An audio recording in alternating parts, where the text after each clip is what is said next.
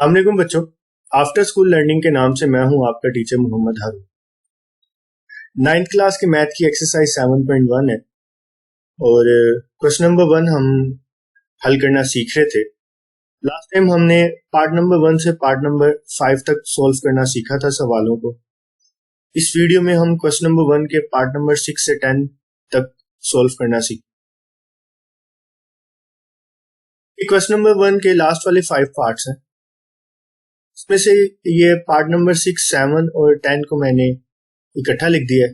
इसकी वजह ये है कि अगर आप इनका स्ट्रक्चर देखो तो वो तकरीबन ऑलमोस्ट सेम है, इसलिए इन सवालों को हल करने के लिए जो हम टेक्निक इस्तेमाल करेंगे वो भी तकरीबन सेम होगी। तो अगर आपको एक सवाल अच्छे तरीके से समझ आ जाएगा तो बाकी सवाल भी समझने में आपको काफी आसानी होगी। लास्ट में हम पार्ट नंबर 8 और 9 को हल करना सीखेंगे जी। आइए हम अपने क्वेश्चन नंबर 1 के पार्ट नंबर 6 पे चलते हैं जी। ये स्टेप 1 है और स्टेप 1 के अंदर मैंने सवाल का एक्सप्रेशन ही एज इट इज लिखा हुआ है जी। स्टेप 1 से स्टेप 2 में जाते हुए मैंने सिर्फ एक काम किया, वो ये कि ये जो 3x - 6 है इसमें से मैंने 3 कॉमन ले लिया तो हमारे पास x - 2 बच गया। अब ये जो एक्सप्रेशन है इसको सिंप्लीफाई करने के लिए हमें इस एक्सप्रेशन के एलसीएम के साथ हमें इसको मल्टीप्लाई करना पड़ेगा।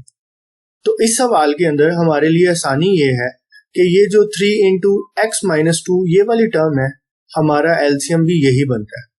तो हमें एलसीएम निकालने की या एलसीएम ढूंढने की जरूरत नहीं पड़ेगी, बल्कि हम डायरेक्ट इसको अपना एलसीएम कंसीडर करते हुए इसी के साथ पूरे एक्सप्रेशन को मल्टीप्लाई करते हैं।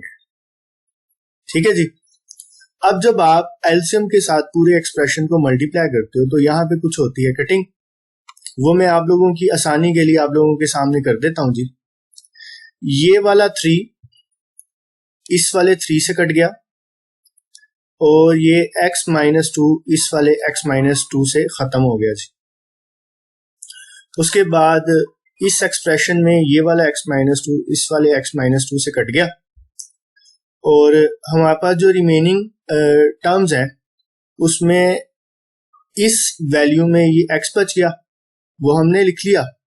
और ये जो वैल्यू है इसमें आपने सबसे पहले करना ये है कि इस वाले 3 को इस 2 से मल्टीप्लाई करोगे तो ये 6 बन जाएगा और ये x - 2 साथ वैसे का वैसे ही आपने लिख देना। उसके बाद ये जो 3 बचा हमारे पास इस वाली टर्म में, इसको आपने इस 2x के साथ जब आप मल्टीप्लाई करोगे तो ये हमारे पास हो जाएगा जी 6x और ये जो माइनस है ये हमने वैसे का वैसे ही लिखा हुआ है। इस वाले स्टेप से आगे वाले स्टेप में जाते हुए आपने जस्ट इस ब्रैकेट को सोल्व करना है और ये बाहर वाले 6 को अंदर जब आप मल्टीप्लाई करोगे तो 6x के साथ मल्टीप्लाई होके ये 6x बन जाएगा और जब आप 6 को -2 से मल्टीप्लाई करोगे तो ये -12 आ जाएगा। यहाँ पे भी कटिंग होती है तो ये मैं आपके सामने करके दिखा देता हूँ। ये जी हमारे पास +6x है और ये -6x है, तो ये आपस में कट जाएंगे और हमारे पास जो फाइनल एक्सप्रेशन बचेगा वो जी x = -12 आ जाएगा। ये क्वेश्चन नंबर 1 का पार्ट नंबर 7 है, ये मैंने आप लोगों की आसानी के लिए यहाँ पे मेंशन भी किया हुआ है जी। अगेन ये स्टेप 1 है और स्टेप 1 के अंदर मैंने सवाल की एक्सप्रेशन को ही एज इट इज लिखा हुआ है। अब जैसे पीछे वाले सवाल में हमने क्या किया कि अपने डिनोमिनेटर में से जो वैल्यू कॉमन में आ रही थी हमने उसको ले लिया, मतलब मजीद उसको सिंप्लीफाई कर लिया। अब देखो ये वैल्यू एज इट इज लिखी हुई है, इसको भी मैंने एज इट इज लिख दिया।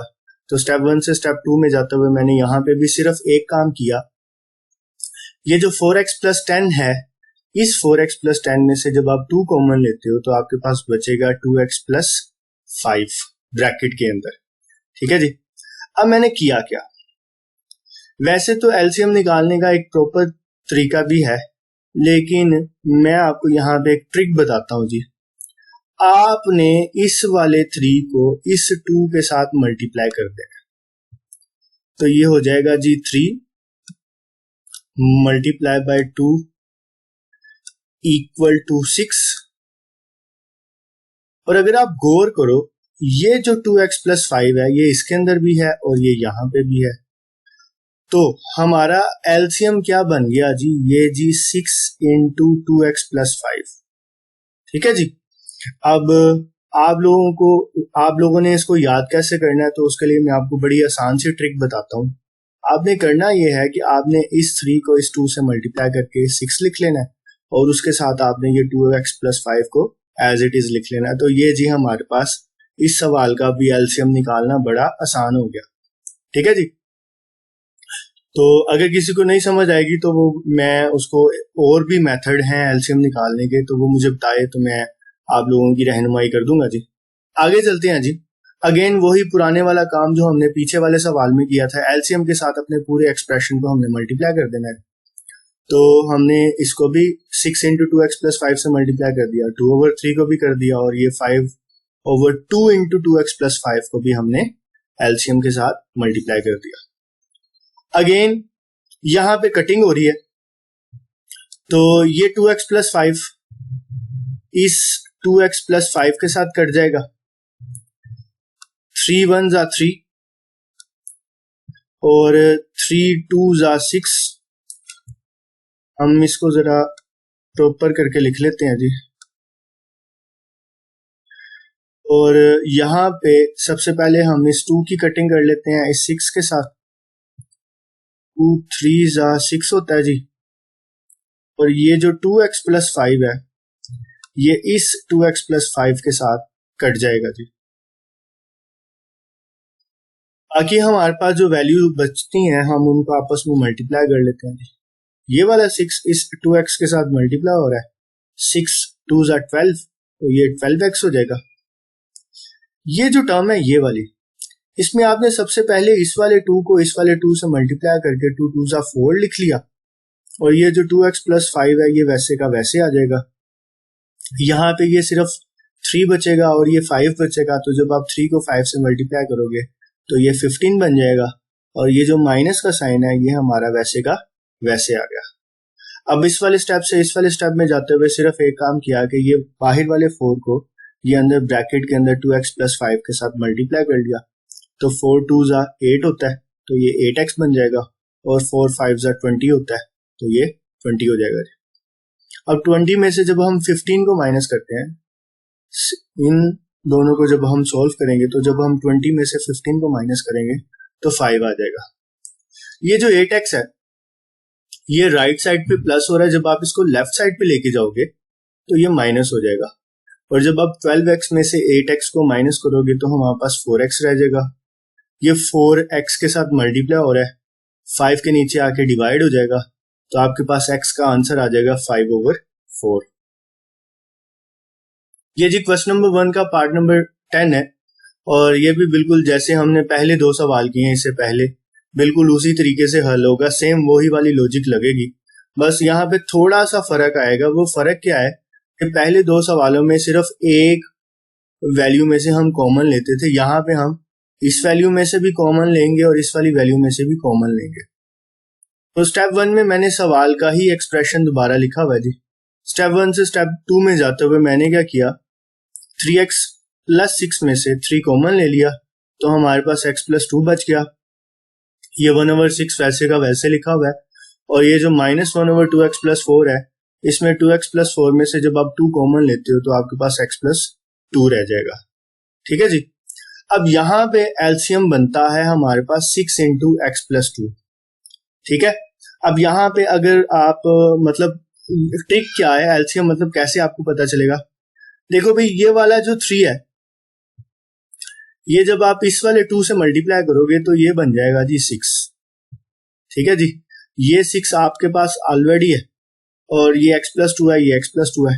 तो अगर आप मतलब ट्रिक्स यूज करो तो आपके पास एलसीएम जो बनता है वो 6 इंटू x+2 बन जाएगा। ठीक है जी। तो ये हमारे पास एलसीएम जो है 6 इंटू x+2, इसी के साथ मैंने पूरे एक्सप्रेशन को मल्टीप्लाई कर दिया।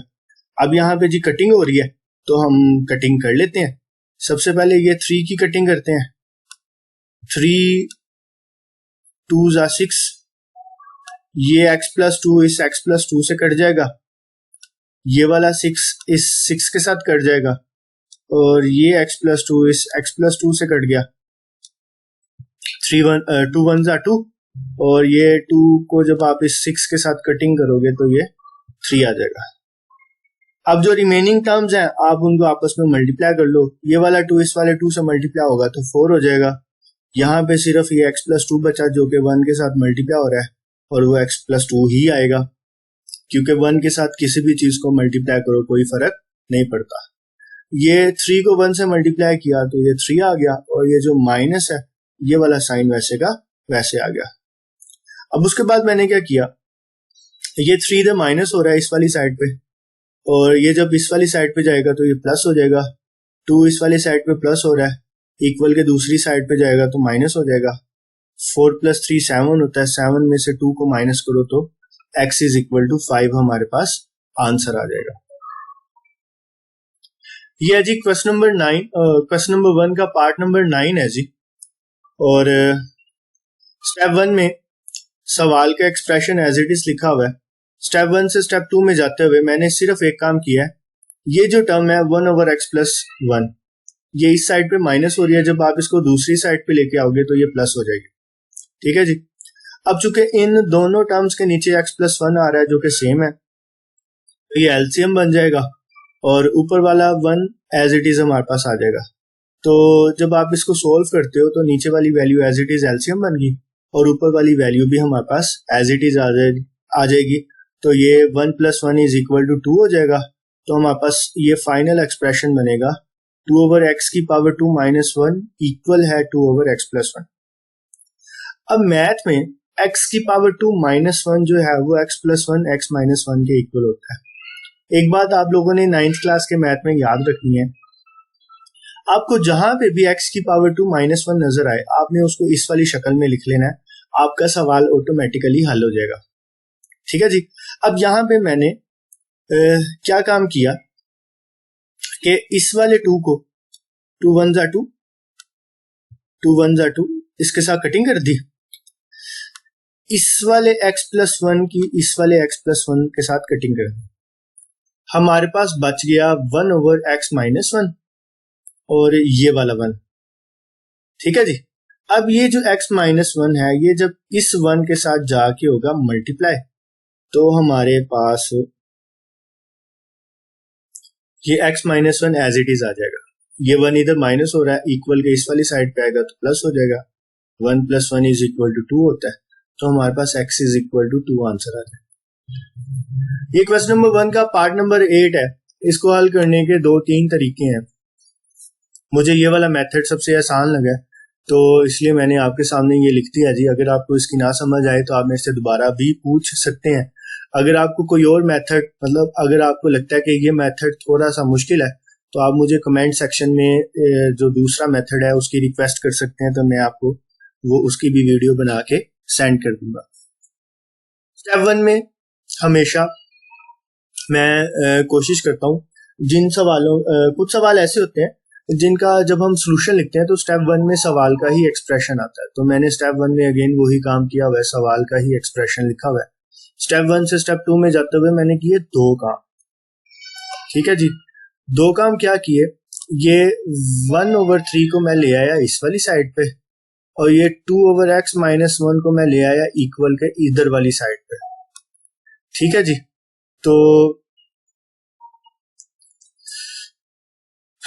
ये 2x/x - 1 ये एज इट इज आ गया, ये 2/x - 1 इधर वाली साइड पे आएगा तो माइनस हो जाएगा। ये 5/6 एज इट इज आ गया और ये 1/3 जब इधर वाली साइड पे आएगा तो ये माइनस हो जाएगा। उसके बाद चूंकि ये नीचे वाली वैल्यू सेम है तो यही एलसीएम बन गई और ऊपर वाली वैल्यू भी हमारे पास एज इट इज आ जाएगी। तो ये हो जाएगा जी 2x - 2/x - 1। ये 5/6 वैसे ही आ गया। ये जो नीचे 3 है इसको 6 बनाने के लिए मैंने इसको 2 से मल्टीप्लाई कर दिया। ठीक है जी। तो जब आप नीचे वाले 3 को 2 से मल्टीप्लाई करोगे तो आपको ऊपर भी उसी नंबर के साथ मल्टीप्लाई करना पड़ेगा। ठीक है जी। उसके बाद इस स्टेप में आते हुए मैंने ये जो ऊपर वाला एक्सप्रेशन है इसमें से 2 कॉमन लिया, तो 2x में से 2 कॉमन लोगे तो x बच जाएगा और 2 में से जब आप 2 कॉमन लोगे तो पीछे 1 बचेगा। ये 5/6 वैसे का वैसे आ गया 2 1 जा 2 होता है और 3 2 जा 6 होता है। अब यहाँ पे ये जो x माइनस 1 है इसकी इसके साथ होगी कटिंग और हमारे पास बच गया 2। ठीक है जी। और चूंकि ये नीचे वाली वैल्यू इनकी सेम है तो ये एलसीएम आ गया हमारे पास और ऊपर वाली वैल्यू भी हमने 5 माइनस 2 वैसे की वैसे लिख दी जी। उसके बाद जी अगले स्टेप में जी 5 में से 2 को माइनस करो तो 3 आता है और 3 की 6 के साथ कटिंग करो तो 3 1 जा 3 और 3 2 जा 6 तो ये 1/2 बन जाएगा। ये 2 इधर डिवाइड हो रहा है इधर आएगा तो मल्टीप्लाई हो जाएगा 2 2 जा 4। तो जब हम इसको सिंप्लीफाई करते हैं तो हमारे पास 4 = 1 आता है जो कि मैथ में पॉसिबल नहीं है। तो इसीलिए ये जो सवाल है इसका सॉल्यूशन पॉसिबल नहीं है जी।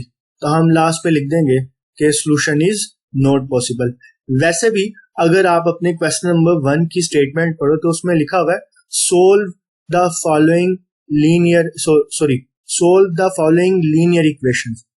सोल्व करने का मतलब ये होता है कि जो हमारे एक्सप्रेशन में वेरिएबल है जैसा कि हमारे सवाल में x है उसकी वैल्यू निकालना। तो भाई अगर आप ये स्टेप देखो तो इस स्टेप के अंदर हमारा तो वेरिएबल ही खत्म हो गया। तो बेसिकली हमारा सवाल यहाँ पे ही खत्म हो जाता है। हम इस स्टेप के बाद भी लिख सकते हैं चूंकि x जो है वो खत्म हो चुका हुआ है तो इसलिए इस सवाल का सलूशन पॉसिबल नहीं है। लेकिन फिर भी जरा आप लोगों को समझ आ जाए कि ये 2 जो है वो इसके इक्वल कैसे नहीं है तो इसलिए मैंने यहाँ पे इसको पूरा सिंप्लीफाई करके तो एंड पे ये निकाल के तो फिर लिखा है जी सॉल्यूशन इज नॉट पॉसिबल। यकीनन आपको हर बात की समझ आई होगी। अगर फिर भी आपको किसी चीज में कोई भी मसला हो तो आप मुझे कमेंट सेक्शन में पूछ सकते हैं। इंशाल्लाह अगली वीडियो में मैं 7.1 के क्वेश्चन नंबर 2 के ऊपर जो है वो बात करूंगा। साथ रहिएगा। अल्लाह हाफिज।